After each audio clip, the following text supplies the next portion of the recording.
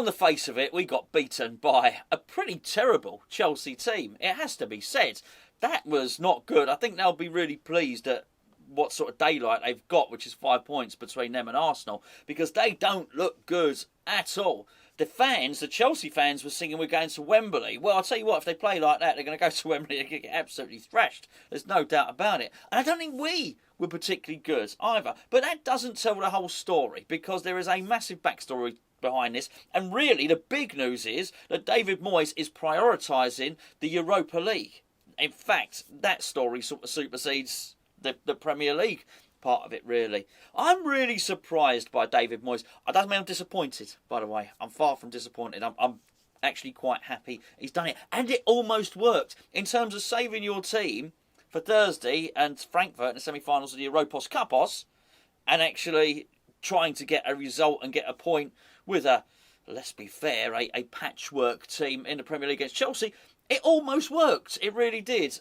But I don't mind. But this is a really weird thing to do. I'm surprised by David Moyes. I alluded to this in the build-up show, which is, I had to cast my mind back to when we played Everton in the Cup a while ago. Can't remember when it was. Took a second string up there, took the first team players, put them on the bench, and never actually used them. I mean, Calvert-Lewin? I want to say Calvin Phillips again. Calvert-Lewin scored 3 or 4 goals in that game. Do you remember the one? Apart from that, by and large, he has taken every game seriously. It's clear now, this is a massive switch of tactics, so sort of strategy or policy, if you like, for David Moyes. So, I'll tell you the one thing that worried me. It worried me before the game, it worried me during the game, and I'll tell you what, it's worried me after. And that was our left-hand side. It's quite funny, really, isn't it? Because you look at what David Moyes has done, which is the experiment, or... well, it is an experiment, isn't it? With playing Johnson as a right-sided centre-back. I thought the experiment was fine, by the way. In many respects, I think Johnson did better as a right-sided centre-back than Cresswell did as a left-sided centre-back. I don't think there was much in it, by the way. I'm not saying Cresswell was poor. I don't think he was. But it's that left-hand side I want to concentrate on. And not particularly Aaron Cresswell, but it was Masuaku with Benrahma in front of him. I was really surprised, actually, that he did that. Again, not that he got it wrong, it almost worked, didn't it? I thought if you got Masuaku, they'd probably play Fornals over there. He didn't, but by and large, it was Benrahma on that left-hand side, wasn't it? It worries the hell out of me. It worries the hell out of me. Masuaku wasn't as bad as I thought he would be, but he does have the capacity to pull out a 50-50s. I'm really hoping David Moyes doesn't go that way when we play Frankfurt. And I think, look, we'll discuss it more in the preview to the Frankfurt game, obviously. But I would like to think he will probably play Fornals as a left wing back in that. Lanzini will go in the middle. And obviously Bowen will be starting, and Antonio will be starting, all that sort of thing.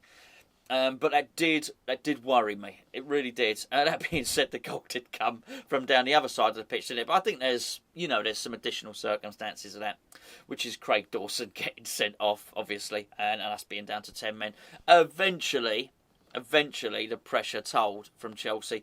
But we played well. I sound almost like, because I'm recording this straight after the game, I sound a little bit buoyant, really, don't I? When bearing in mind we've just lost, but you put the context in there, and it is all about Thursday. And I don't think we threw the game. I really don't. I think you possibly could have looked at the team, and I actually turned the live chat off. Normally on the build-up, I turn the live chat on, but because Gio had alluded to the fact that I would be surprised by the team selection, I turned it off, so I couldn't see any of the comments. But I've since had WhatsApp messages and stuff like that. The phone starts pinging. I've looked at what people had sent me before the game, and people were not happy with the starting lineup.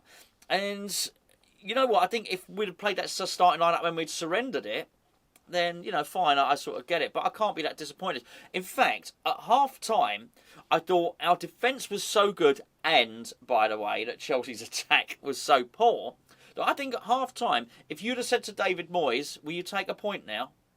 I think he'd have probably said, no, I think we can win this. I reckon Moyes thought we could win it, and I thought we could win it as well. It was weird, by the way. Really weird. It was so quiet. I mean, going to call up a couple of people that went to the game, and because I thought it actually reminded me of two occasions, and one, I'm not digging it out because it's the obvious one to do. I know they called it the Highbury Library. I remember going away to Arsenal once, and it was silent. All you could hear was West Ham. You couldn't hear them at all. And then there was a game. For the life of me, I can't remember. But we went up to Old Trafford, stayed the night over there, very near Old Trafford, in like this warehouse hotel place. Oh my word! I looked to the left of me because you're sort of in the corner at Old Trafford. I looked to the left of me, and it was full of tourists. You could just tell it was tourists. It was half and half scarves and everything. And the Stretford end was making a bit of noise for Man United, but mostly no noise in it. It was so quiet. It was eerie. I thought, well, this is weird, really weird. Chelsea had that vibe about it. There was lots of empty seats, and I think. Listen, I can understand why. For two reasons. Number one, traditionally, Chelsea didn't have loads of fans. They've got, a 44,000 seater stadium now?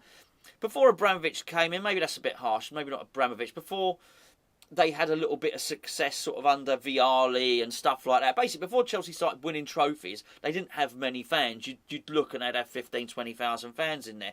So I guess now you look at it and it's going to be, maybe a few of them are deserted because of what's happening, whatever the reason is. But I was looking at it thinking, wow, this is really weird. And all you could hear was the West Ham fans. I don't know why I'm talking about that particularly, but it did seem to be a feature of the first half. It was just so quiet. West Ham fans singing. And even directly after Chelsea scored, you could hear the West Ham fans singing. They had their celebration. Chelsea scored. Pulisic scored. Good player, by the way, Pulisic. But and they had their initial bit of a celebration, the Chelsea fans, and then it sort of died down. And you could just hear the West Ham fans singing again. So I did think it was a bit of a weird one, but I do think there would be massive relief for the Chelsea fans for all the reasons that I mentioned in the review when I recorded that a minute ago. For us, full rest for Mikel Antonio. A full rest, by the way. That's really good. 60 minutes, so half an hour for Declan Rice. 11 minutes for Manuel Lanzini, and can't remember Bowen.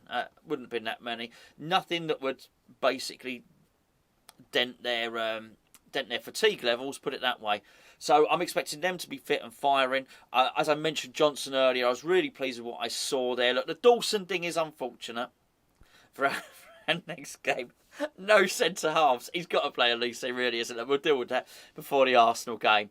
I don't overly blame Dawson. When there's that much pressure, because in the second half they did play a lot better, Chelsea. When there's that much pressure on you, something's got to give. It did seem... Who needs centre halves? Doesn't matter if you got 3 injured. You only need 1. You only need Dawson. He was absolutely brilliant, wasn't he? So I don't... that happens. I don't mind that so much. But there's an awful lot to look forward to there. There's an awful lot to...